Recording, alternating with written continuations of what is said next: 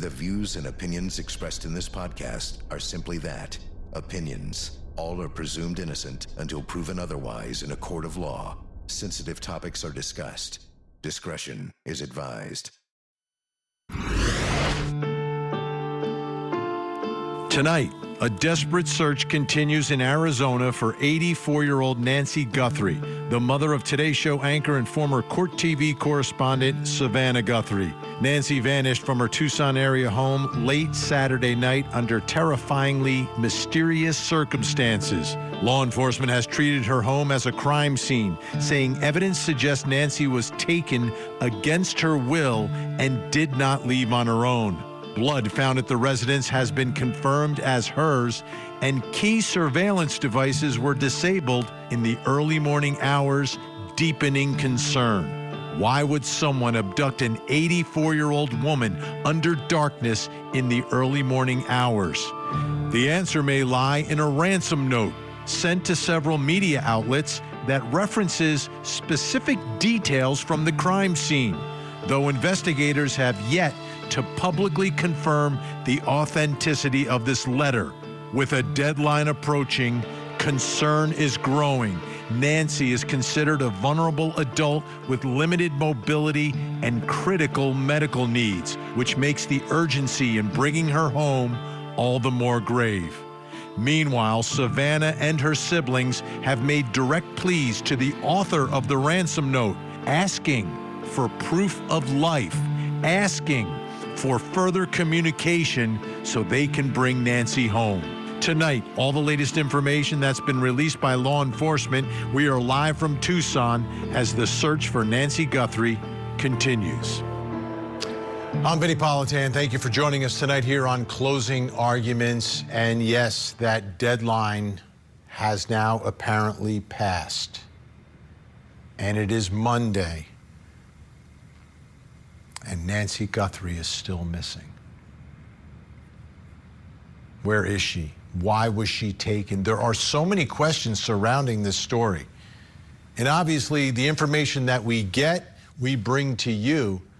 But there's a lot more information that investigators may have, that the family may have, that they haven't made public. So a lot of the pieces here aren't necessarily fitting together very well. But at the end of the day, the only thing anyone cares about is bringing Nancy home, and she is still missing. Now, obviously, this past weekend was a busy weekend for lots of folks. Many people watching the football game and getting together with family and all of that. But there were a whole lot of people that were still invested in where is Nancy Guthrie. And the coverage continued over the weekend, and the work of investigators continued over the weekend. We saw at Annie's house flashes of light in the darkness. So investigators went over to Nancy's daughter's home. It's about 4 miles away or so, about 10 minutes away.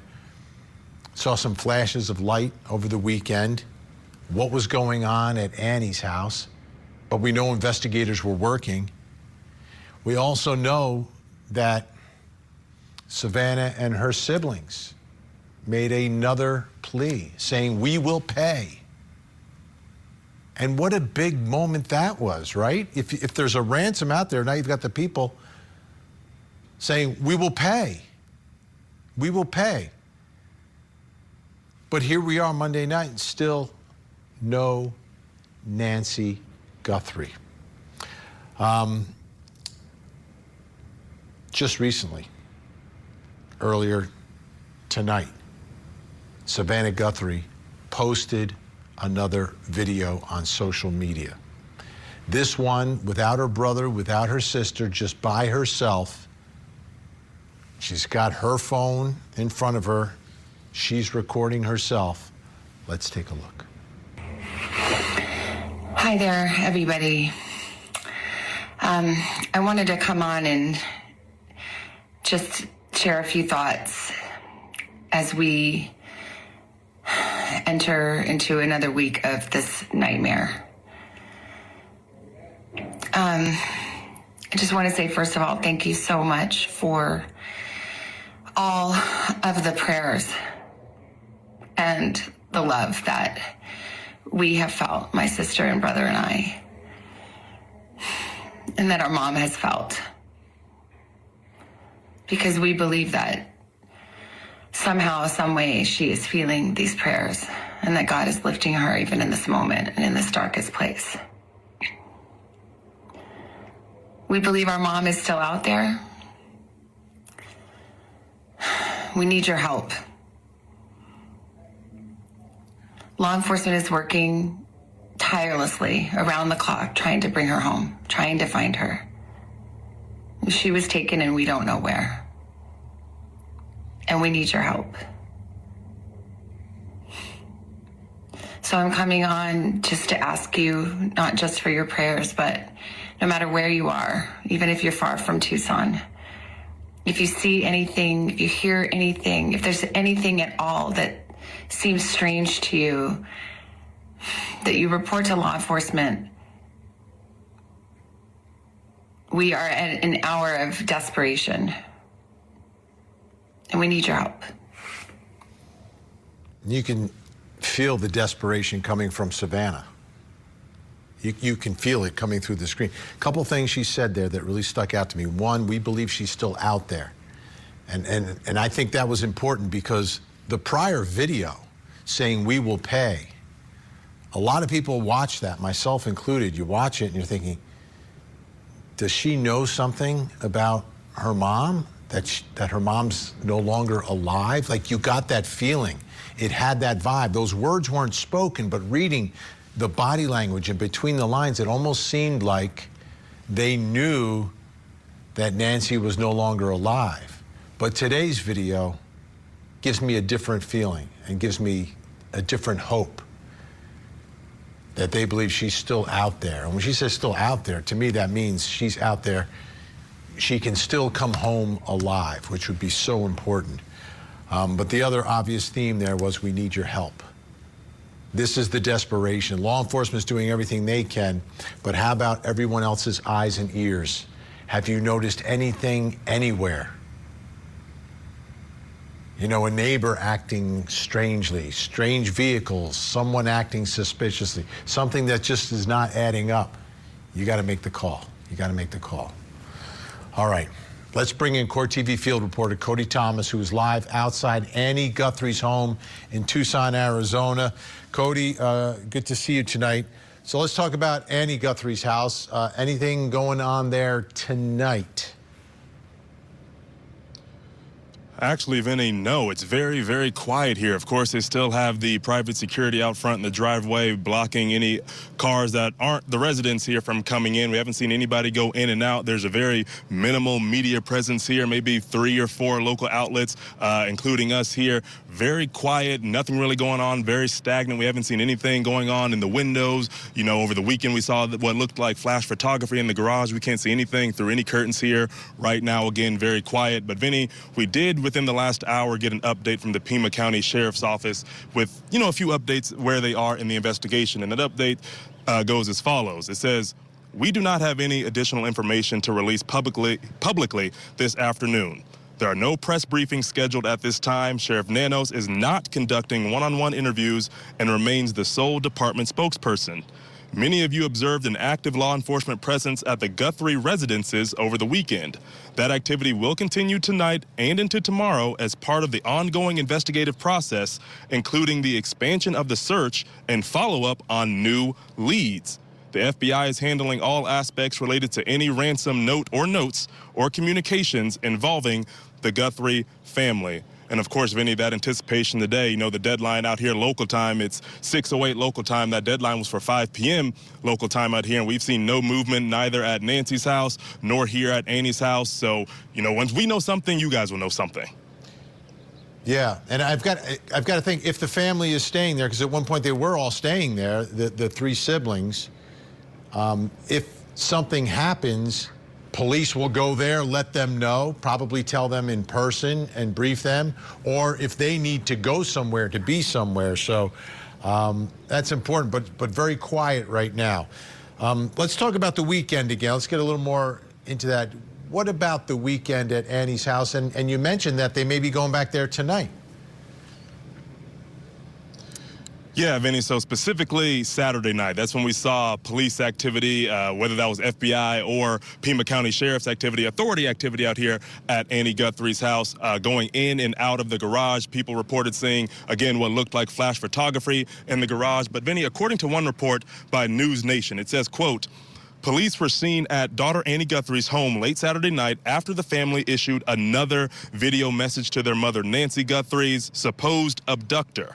Through the shaded windows, photo flashes could be seen going off numerous times. After nearly 3 hours, deputies were seen coming out of the home with blue gloves and brown bags. So, Vinny, unclear exactly as to what they were searching for in the house, what was in those bags, but it seemed very intentional. Of course, the investigation is still very intense out here in the Catalina foothills in Tucson, Arizona.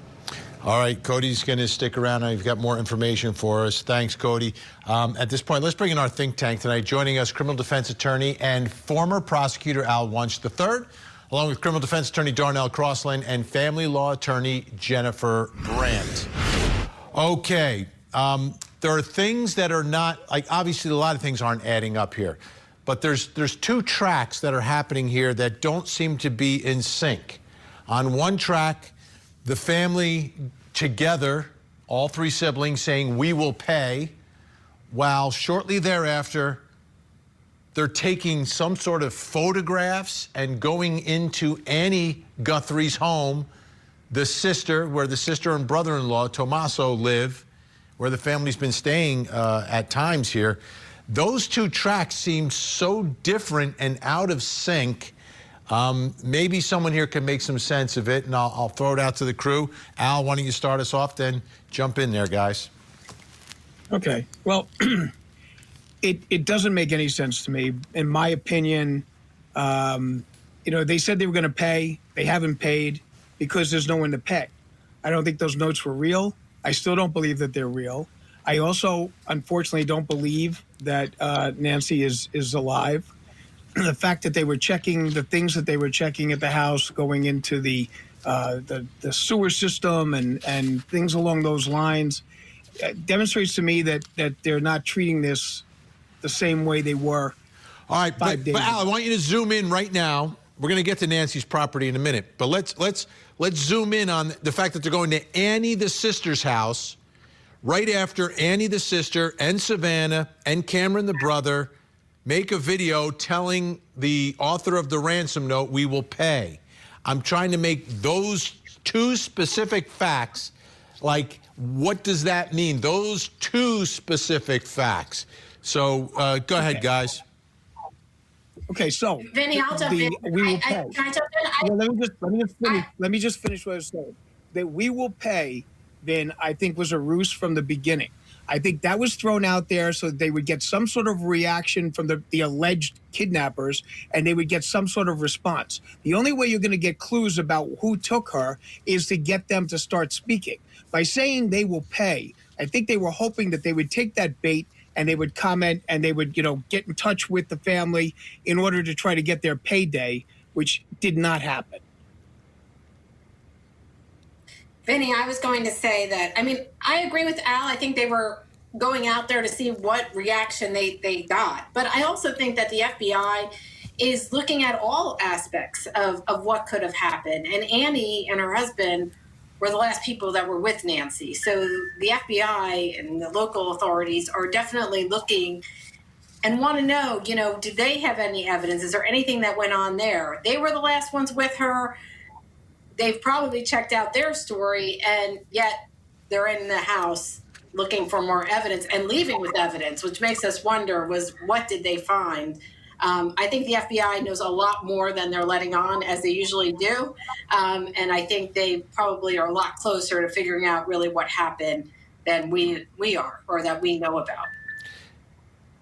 Darnell, I want you to address this, but also, do you think that it was a consent search, or do you think they had to go get a warrant to get in there to take those photos in Annie's house? No, it had to be definitely a consent search, because if this family is saying that they know nothing about what happened and that they're pleading for people to reach out to them and help them with this discovery in terms of like what happened here, there's no way they're going to either lawyer up at this point or block law enforcement from being able to do their job. Because if they did, it would change the entire trajectory of what we're looking at here. What I'm seeing is two things in terms of a conflict. I'm seeing if there is someone out there with a ransom notice, the last thing somebody with a ransom notice wants to do is to deal with law enforcement. So it's kind of hard for them to try to deal with the we will pay, but then you got cops all over the place and you got the feds all over the place. That's not making for a comfortable situation. So they will, at that point, sometimes actually exterminate the person and just abort the whole mission because there's no way they're going to actually be successful with the FBI all over. So the two tracks aren't really complementary of each other. A ransom negotiation with all these cops. So I think that's where the conflict lies. Now, you know what, Vinny? I have to disagree with what Darnell's saying, because if the kidnappers were that concerned about the cops being involved and the FBI being involved, why did it take them a couple of days before a ransom note had come out? Why wasn't there a ransom note sent immediately saying, do not contact the police, do not do this, she won't get hurt, we want to do that? They didn't do that. They sent out a contingency. Their first notice was a contingency notice. Well, if you don't get it by Friday, if you get it by Monday. That is why this doesn't make any sense whatsoever. If they didn't want the police involved, they very easily could have gotten them out by saying, do not call the police or we will harm her. And that was never done. And well, Vinny, we don't know what happened. I mean, we really don't know. We know what is being publicized. And we know that it seems that the family is taking these ransom notes quite seriously, because why else would they be going on TV and asking these people to, turn over their mother or that they're going to pay? It seems to me like they wouldn't even be putting up that charade if they didn't at least believe that the ransom notes were legit. Disagree. It's bait. It's bait. They're setting out bait to try to get the people to start communicating, and that's how you catch them. So there was a second communication, and there's been no indication from anyone saying whether or not it was in fact the same author of this second note. The note was sent to only one of the three organizations that got the first note, and the second note was not described as a ransom note. But after that note was given, there was, again, a flurry of activity by law enforcement. It's really been, because we don't have all the pieces, it's not fitting together, but I don't even know how they could fit together, these two separate pieces, where on the one hand, you're talking about paying a ransom, on the second hand, you're searching the daughter's home. I don't understand that. And we do have the tip line number up for folks in Arizona. Anyone likely within 10 hours of Tucson, you are in the hot zone for all of this, within 10 hours of Tucson. Vinny, obviously, speaking of the hot zone, obviously Cody has no jacket on. The weather looks like it's conducive. I'm just thankful that they're not dealing with the below zero that we're dealing with, because it makes these searches even harder. Unlike Al, I'm going to keep my prayers open, and that she is alive, and that she's brought home. So obviously the weather's conducive to that. And if someone knows about her medical condition, maybe they're taking care of her. So I'm not going to give up so easy. I'm hoping she comes home. All right, this is what we're going to do. The think tank is staying with us. Al, Darnell, Jennifer. When we come back, we're going to take a closer look at the ransom demands. Were they legitimate? Is it connected? We'll be right back. The Court TV podcast will return. We believe that somehow, some way, she is feeling these prayers, and that God is lifting her even in this moment and in this darkest place. We believe our mom is still out there. We need your help. Law enforcement is working tirelessly around the clock, trying to bring her home, trying to find her. She was taken and we don't know where. And we need your help. Looking for help tonight. Savannah Guthrie desperately looking for the help from the public, which is the third video that she's been in. It's the fourth that the family has put out. The one prior to this was, I thought, one that could have been a game changer in everything to try to figure out what was going on here. And this is the We Will Pay video. Take a listen. We received your message, and we understand. We beg you now to return our mother to us so that we can celebrate with her. This is the only way we will have peace. This is very valuable to us, and we will pay. When that video was released and the choice of the words, many were saying and looking at it like she was dead, that they wanted to do the word celebrate, a celebration of life, and this will give us peace. And it was really very powerful, and to the extent that there was this level of sadness that I felt watching that video that I thought was coming from the video. But then tonight, where Savannah is saying we believe she's still out there, to me, is a much different tone and outlook, and gives me renewed optimism that you may have the result that everyone is hoping and praying for in this case.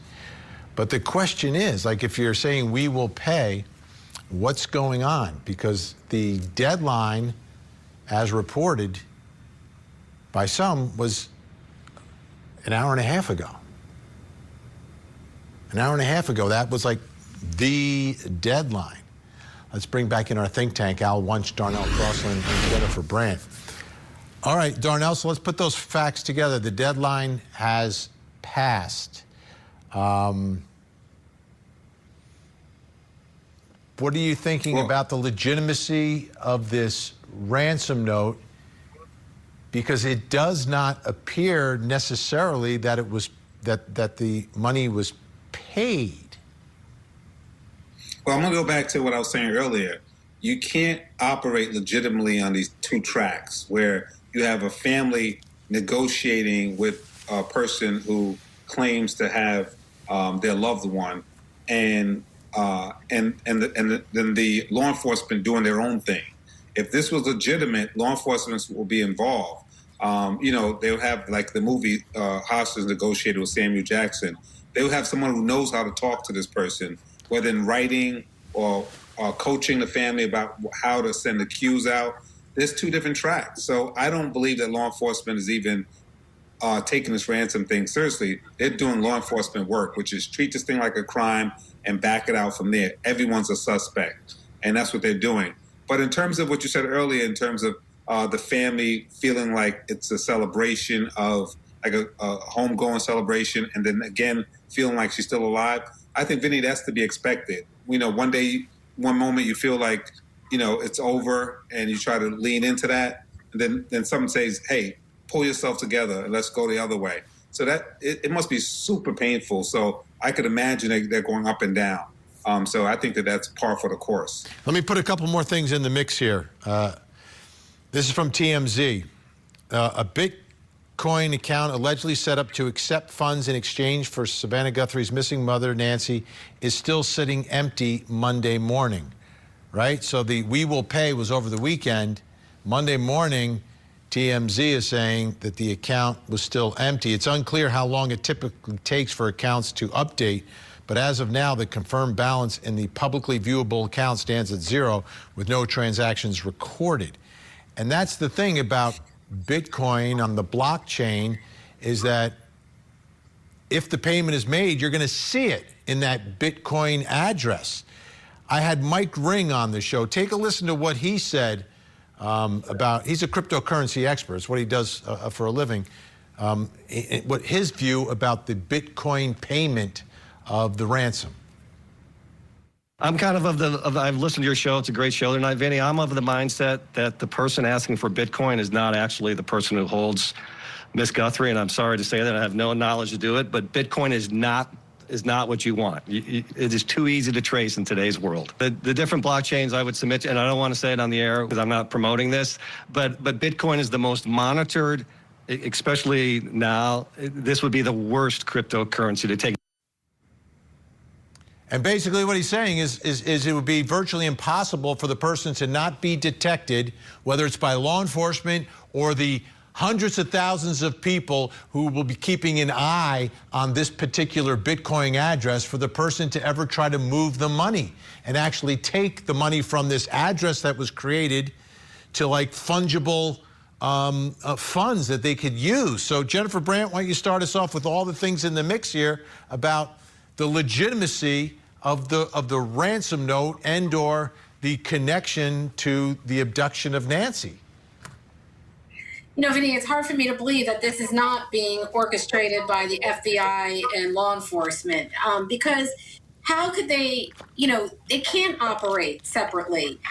Savannah and her family, they know that law enforcement is looking for their mother. I mean, they're around her house, they're at the sister's house, and I'm sure they're speaking with them in terms of what is the proper protocol, what to do. So it's hard for me to believe that they're just out there kind of on their own, getting on TV, getting on social media, and asking for return of their mother. You have to feel that the FBI is coaching them and is behind all of this.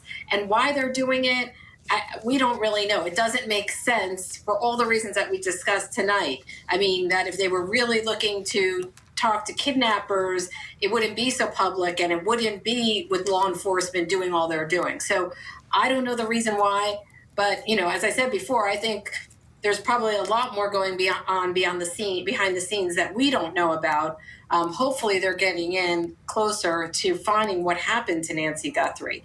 But I just can't imagine that, these words that are being said by Savannah and her brother and sister about celebrating their mother or bringing their mother home or whatever are just random. I think it's well thought out, and we just need to wait and see how this plays out. I disagree. Okay, I will say that when I saw the speech that they gave, okay, it seems so unnatural to me that initially I thought to myself, whoever wrote a ransom note may have said to them that if they are going to be communicating and they are going to be paying the funds, they have to use certain words. And the words that they were injecting into it, like celebrating this, that, was not a kind of word you would use under those circumstances. Okay, you're not celebrating anything. Okay, but I thought that was the situation. But as you know, Vinny, in the Tangent podcast, I said on Friday morning that Bitcoin is the easiest and the most traceable type of remuneration that you could possibly be using. And that's why I thought this was a complete farce and a hoax. And I still believe that, okay? They may have been using words along those lines because it was in a note. But I'll tell you this. There's no way that is the individual who took poor Nancy. And it is just an anathema to me that, people are giving this credence and everything else. It made no sense. Nobody kidnaps with a contingency note. Nobody waits a couple of days before they send the note, okay? All of that has not made any sense to me. And that 41 minutes that they were in the, that they were in the household with Nancy, whoever was in there, is another reason why I'm even more doubting that this was a kidnapping. And I told you before, FBI statistics with regards to the kidnapping of octogenarians is at a zero. Zero. It's not happened. Okay? So this whole case has never made sense with regards to a kidnapping from the moment I heard about it. All right. And I've been proven right in most of the instances. Stay where you are. When we come back, we're going to take a look at what happened over the weekend at Nancy's property. Now, back to the Court TV podcast. Right now, we believe Nancy is still out there. We have nobody of interest or any suspects that you would consider a prime suspect. To those imposters who are trying to take advantage and profit from this situation, we will investigate and ensure you are held accountable for your actions. Investigators have been working around the clock. I mean, Savannah Guthrie said it, and it's true. Like, we've seen them, the level of investigation and how many hours they're putting in different areas. Lori Jane Gliha from Scripps News Group has more on those efforts. The search for Nancy Guthrie now stretching into a second week. Every hour is more difficult. There's no question about that. A looming ransom deadline to pay a potential kidnapper is rapidly approaching. According to Scripps News Tucson station K-Gun, a ransom note it received demanded $6 million in Bitcoin by 5 p.m. on Monday. Guthrie's children released another video Saturday on social media, appearing to suggest they'd pay that ransom. We beg you now to return our mother to us so that we can celebrate with her. This is the only way we will have peace. This is very valuable to us, and we will pay. Investigators searching for Guthrie were on the scene at her home again over the weekend and searched an underground tank on Sunday. They also seized a car from her home on Friday. Then, on Saturday evening, multiple Pima County Sheriff's deputies spent time inside daughter Annie Guthrie's home and appeared to collect evidence. That home was the last place Nancy Guthrie spent time eating dinner and playing games with family before her disappearance from her own home. They're being more thorough. They're going back into the crime scene. They're looking again, and they're looking at everywhere that they possibly could have missed. Investigators say they still have not identified any suspects, persons of interest, or vehicles connected to this case. On Monday afternoon, Savannah Guthrie posted a new video to social media asking for the public's help. We believe our mom is still out there. We are at an hour of desperation. Let's go back out to Court TV field reporter Cody Thomas, who is at Annie Guthrie's house tonight. Cody, tell us about the search over at Nancy's property over the weekend. Yeah, Vinny, specifically on Sunday, we saw some police activity there, along with the giant media presence that's been there for the past week. And Vinny, we have video we want to show you now. We saw police on the backside of Nancy's house searching the septic tank system, the sewage system on Nancy's property. Unclear as to what exactly they were looking for. You see them down in a manhole, searching the sewage system. Don't know exactly what they were looking for or what tipped them off to look there, but that search seems very specific. It seems very intentional, I would say. And Vinny, also, alongside that, we saw lots of people when I was out there on Sunday, people coming up, paying their respects, neighbors, people in the community coming to drop flowers near the mailbox at Nancy's house. There's a sign out by the mailbox that says that the community, the neighbors, are with the Guthrie family. Definitely a community, Vinny, that is grieving right now during this time alongside the Guthrie family. Absolutely. And we're looking at some aerial shots of the property. And, to search that property, it's an acre's worth, but it's like, it's there's some vegetation there, but it shouldn't take forever to be able to canvass that whole yard. Yeah, exactly, Vinny. It's very dry out there. It's pretty remote. It's not your typical subdivision. And, like you said, it's an acre's worth, but it's not some, sprawling expanse to where you'll miss something. I would imagine, being out there in the neighborhood and looking at the property. So, again, unclear as to what tipped them off to look specifically in the septic and sewage system, but guess we'll find out as the updates continue to come out in this investigation. All right, Cody Thomas in Tucson tonight. Thanks so much, Cody. Let's bring back in Al Wunsch, Darnell Crossland, Jennifer Brandt. All right, Darnell, what do you think about the search at Nancy's property, specifically like opening up these manhole covers and perhaps going into the septic system? Yeah, I think Cody was right. They're now starting to say, in the beginning, okay, she's an older woman. They ruled out dementia. They ruled out whether she could have just wandered off. But they were still giving some latitude, some space to maybe this is not a criminal situation. But I think they're now reassessing this and saying, you know what, we really have to hone in on this as a crime. And, again, it's uncomfortable, as I said in the first time we rolled this out, but they have to even look at family members. Who has something to gain? Who may have known something? and they're taking evidence out from the sister's house. They're looking at specific places like a manhole cover. That's specific. She didn't just wander and jump in the manhole cover or in the sewage. So they're now starting to look at very, very specific areas based on an idea that something wrong happened here. Yeah, are we surprised that all of this wasn't done initially, Jennifer? Are you shocked that, hey, they're going back? Like they've gone back several times now, and it could be based on specific information that takes them there. But isn't that a place you might look initially? Well, maybe not. I think that initially they were focusing in on the house itself, and there was some blood droplets around the house, and trying to piece together what could have possibly happened. I mean, if they thought that someone really did remove her from the home and take her away, then, no, they would not necessarily be looking in the sewage system or in the, in manholes on her property. They probably would be trying to look elsewhere. So I think now maybe they're reassessing, or maybe there's some more information that they found or some clues that they acquired that, leads them to start to look around her property itself. And the fact that she hasn't turned up, I think that's also got them looking further as to, where she is and what could have happened to her.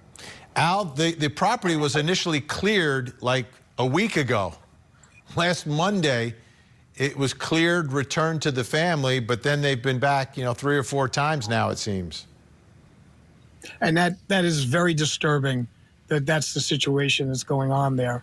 I mean, you would think that the fact that they haven't found her, there's nothing, there's evidence that there was blood. So, and unlike what Darnell said, from the moment this happened, they knew it was going to be something, there was a criminal action because of the blood, droppings and all things along those lines. You check, what better place to store a body than in a septic system? I mean, that would have been an unbelievable place to put a body and then not expect anyone to be looking there. Why wasn't that looked at in the first place? The roof, why wasn't that checked? I mean, there were so many missteps with regards to this investigation that it is, and I guess it's always, fine to be Monday morning quarterback with regards to this, especially because it's Monday night. But these are places that should have been looked. The van, all those the car, the automobile, everything in there should have been inventory, should have been looked, should have been dusted down, should have been fingerprinted. Okay? I mean, if you're in there with a stick in that, situation where you're looking in the septic system, you're not looking for a ring, okay? You're looking for a body that's in there. Why wasn't that done initially? So there's a problem Vinnie, with regards to this investigation. If this was the NFL, I just want to say that Al will get the Heisman Trophy for Monday morning, a Monday night quarterbacking or whatever you said. Because these theories, bro, listen, it's clear that the police wasn't looking at this as strongly as a murder case in the beginning. They knew something went wrong. They knew that maybe she might have been out there. He tossed around this idea that it's not really a ransom, it's a smoke screen, etc. But now I think that they're doubling back with the help of the FBI and now going over everything as though this is a murder scene. Remember, we always were learned on Court TV, you treat it like a murder scene and you dial it back as you need to. But they didn't do that at first. So I think now they go in there, and if they have to dial back, they will. But they're ramping it up because they have no choice at this point. And that's why Darnell will never get the Heisman. I don't think they thought it was a murder at first. I mean, clearly they just thought she was taken somewhere. So that's why they weren't doing all that they're doing now. And now that the time has gone by and it seems more likely that she's not going to just be returned, I think now they're looking everywhere they can. Let me ask you this, because obviously this story... Yeah, let me throw this out, Al. You have to expect the worst. Before we run out of time. You have to expect the worst, and you work, like Darnell's right, you work down from that. You always start from that situation. There was no note at that time. You would have been looking to see that she had been murdered, especially with the blood evidence that was there. Now, do you think this story obviously has taken on a life of its own, right? This story, there are news networks that cover politics nonstop, that dropped politics for this and have been doing this around the clock. Do you think, number one, investigators expected this level of intense coverage? And do you think that the criminals, the home invaders, the intruders, the abductors expected this? Let's go around the horn. We'll start with Darnell.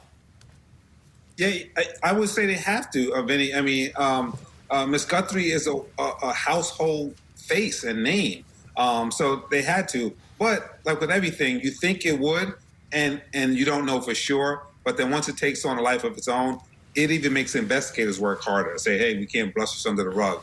So I think we expected it, but maybe the level. We did. Like, I understood it. Like, the first time I saw it, I said, this is a big story. But Jennifer, do you think the sheriff did? And do you think the abductors did? No, not at all, Vinny, because I think we're so fascinated by it, not only because it's Savannah Guthrie's mother, but because it's an 84-year-old woman. And as Al has said repeatedly, you just don't hear stories like that about an 84-year-old being removed from their home under suspicious circumstances, that it's not somebody just wandering around with dementia. This is somebody that could have been potentially kidnapped or taken. So I think that, with the notoriety of Savannah, but I think the fact that it's this older woman, I think that's really why people are talking about it as much as they are. We have 20 seconds, Al. Wrap it up. Timing, Vinny. Look at the timing. The timing was right before the Olympics. Savannah was supposed to be at the Olympics. Okay, so how could they not think this would be a situation that was going to explode on the screen? Okay, NBC spent a lot of money with regards to these Olympics. She's not going. It's right at that time. So everyone had to have expected that there was going to be an incredible amount of publicity. Al Wunsch, Darnell Crossland, Jennifer Brandt, thank you so much. When we come back, something else you need to know tonight. This is the Court TV Podcast.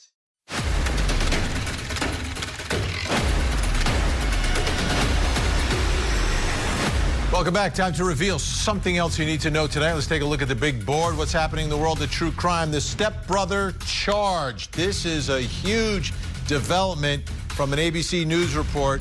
18-year-old Anna Kepner, remember her? She was murdered on that Carnival cruise ship. Well, the stepbrother who was found, the stepbrother of Anna, who was found dead on that Carnival cruise ship in November, was arrested and charged this week in connection with the case, according to Anna Kepner's father, who is the stepfather of the suspect.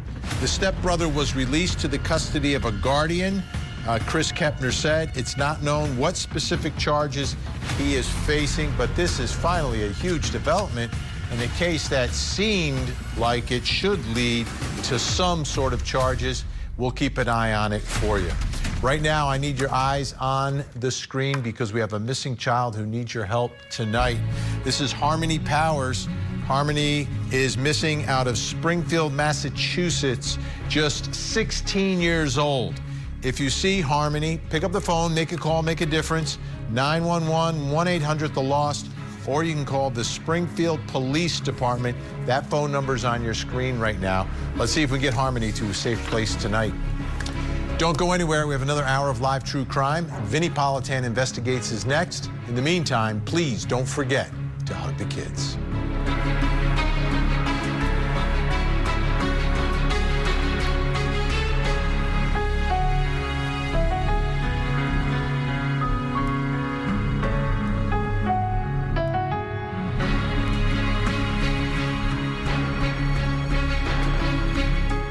There you have it. If you want to see more in-depth reporting on the latest true crime stories, you can see me every weeknight, 8 p.m. Eastern on Closing Arguments. Thank you so much for downloading. And as always, please don't forget to hug the kids. This podcast is a production of Court TV. Go to CourtTV.com for more content, trials on demand, and to find out how to watch Court TV in your area.